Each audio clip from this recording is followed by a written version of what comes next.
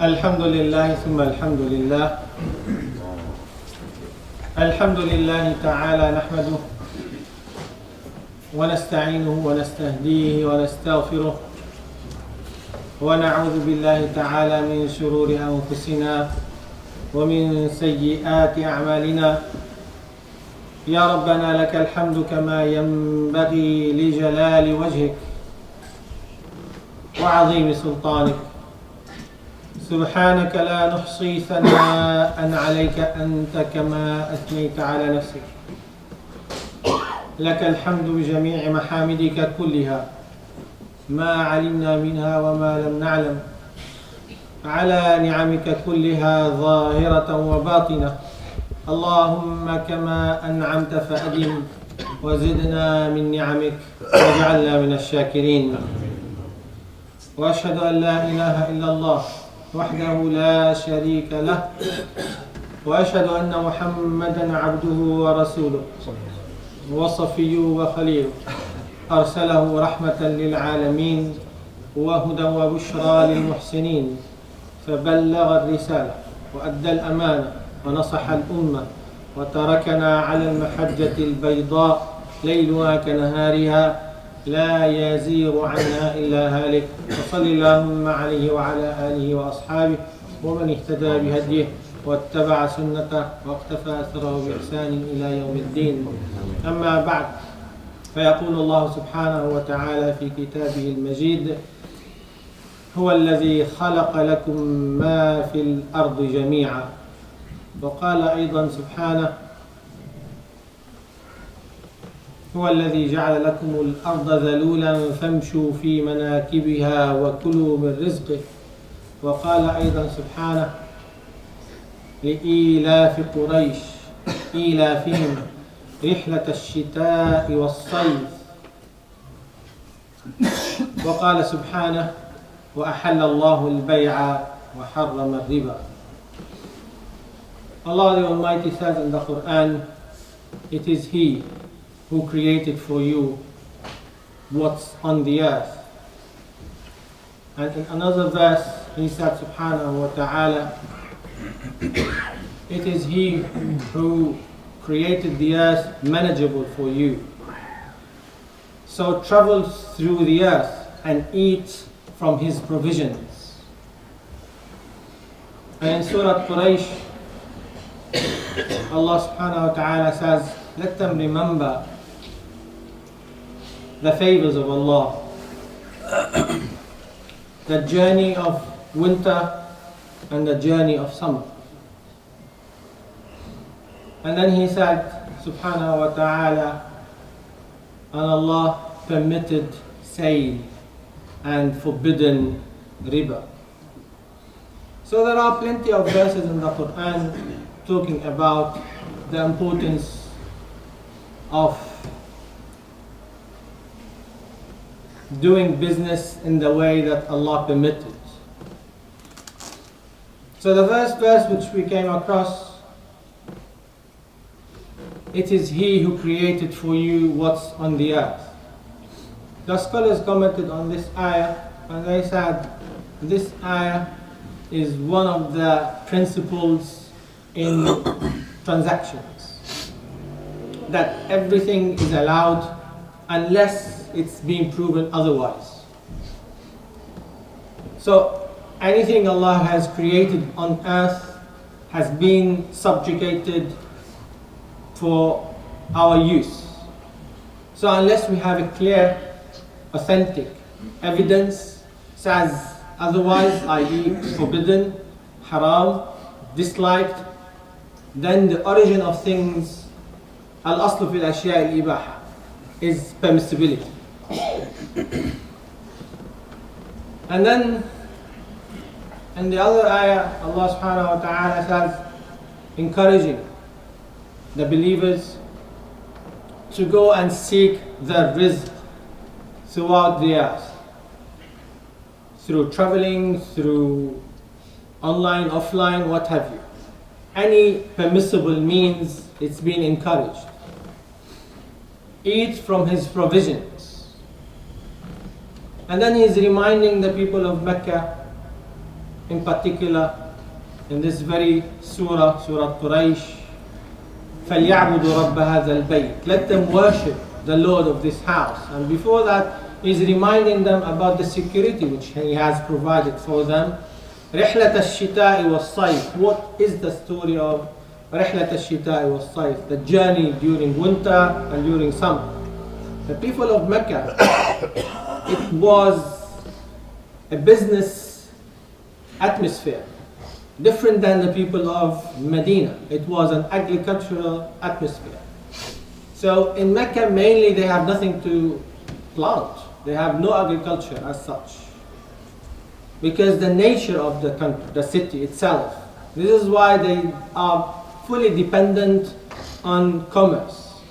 So they do import-export between Mecca and Yemen, and this is the journey of winter, because it's a short distance and they can tolerate the weather.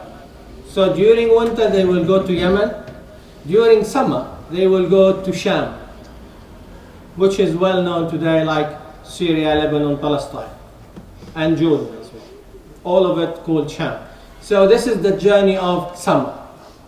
So they will do these journeys, and the Prophet himself, ﷺ, whilst he was young, he went a couple of times, and whilst he was an adult as well, and he has done some business and trade in these areas, sallallahu alaihi wasallam. So the concept of trade and business is pretty much encouraged and allowed if it was in line with the Sharia. And accordingly, we have plenty of challenges, without doubt. During his time, sallallahu alaihi wasallam, during our time, during the coming time, we cannot live without challenges and new issues. So one of these new challenges which we have, the mania of the bitcoins, or the well-known the cryptocurrencies. The scholars in general divided the nature of currencies into main divisions, which is the medium of exchange and the medium of business and trade. So they divided it mainly into two main divisions. One, which they call النقد السلعي والنقد الائتماني. So the first one, which has intrinsic value. What is the intrinsic value? They said, like gold and silver, Allah has created an intrinsic value in gold and silver. No matter what changes around you, it preserves its value. Since probably the creation of these mediums till the day of judgment, more likely the value of gold will stay a medium of exchange. So no matter how many things happen around gold and silver, but still one of the mediums of exchange, it has an intrinsic value. And the second section of money, which being defined by the scholars, they said something which has no intrinsic value, like currencies, like dirham and dinar first, or dirham and dinar has intrinsic value because mainly it's based on gold and silver. Like fulus, which we call. Fulus has no intrinsic value. It's a currency like today, for instance, the banknote or the paper money. It has no intrinsic value as such as a currency, but what's behind it, what supports it, gives it this value. So as long as it's a medium of exchange, then it takes this value.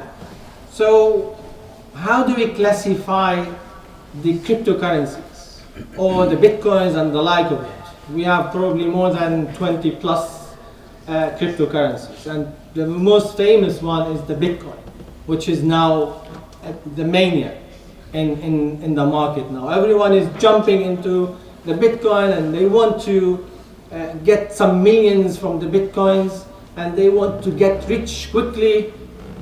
So I've been asked this question many times. What is the Sharia ruling on that? Is it halal? Is it haram? And of course, those who are asking, they have already in their wallets some Bitcoins. So they are not asking because they want to buy. They have already some Bitcoins in their wallets anyway. So to cut a long story short, we have a big discussion amongst the scholars about the permissibility. Before going into permissibility or prohibition, we need to understand the mechanism of this new beast, if you want. What is it? How does it work? How did it get this value? How did it get into the people's wallets and so on? So again, another discussion to understand what's behind it, and the blockchains and what have you, and the security and the wallets and mining and these all kind of things which connected and related to the Bitcoin. So it's not an easy answer. Halal, haram, it's not black and white, it isn't. Although we have mainly two fatwas in the market now. Two fatwas. One which says it is impermissible, which is the majority opinion. I know some of you will be upset and mourning about this, but here you go, this is what we have on offer. So they said it's impermissible. Why that? For many reasons. Number one, they said it's not being controlled by the government. This is number one. Number two, it's not being approved by many governments. Few governments probably accepted it, but the majority are not yet into this. Number three, they said it's a medium for money laundering. So many of those people who are working in fishy business, they will go and use cryptocurrencies to wash and make the money laundering for their suspicious issues. And it's being used in different countries and in different places. Number four, probably, who is the issuer of this very currency? No one knows. Up till today, no one knows. We have a name attached to it, but there's no reality behind that. So this is number four. Number five, there's unknown receivers as well. You send the money, you don't know who that is. So it goes from unknown to unknown. So it's very difficult to control. And this is where the speculation comes into place. So speculation as well makes it one of the impermissible things, because the more you have speculation, the more you have permissibility into it. Ambiguity, gharar. You pay pennies and 600% it's been increased since the beginning. What's that? It never happened in any currency. You have in any currency, for instance, say it pound, dollar, what have you, you have 5%, 10%, 20%, 600%. What goes up quickly goes down quickly as well. So the scholars under that, they said, we have something in Sharia we call sadd al-dhara'i, blocking the means to harmful things, blocking the means to haram stuff. So they said, under blocking the means, we can and we have to block the means in order to protect people's wealth.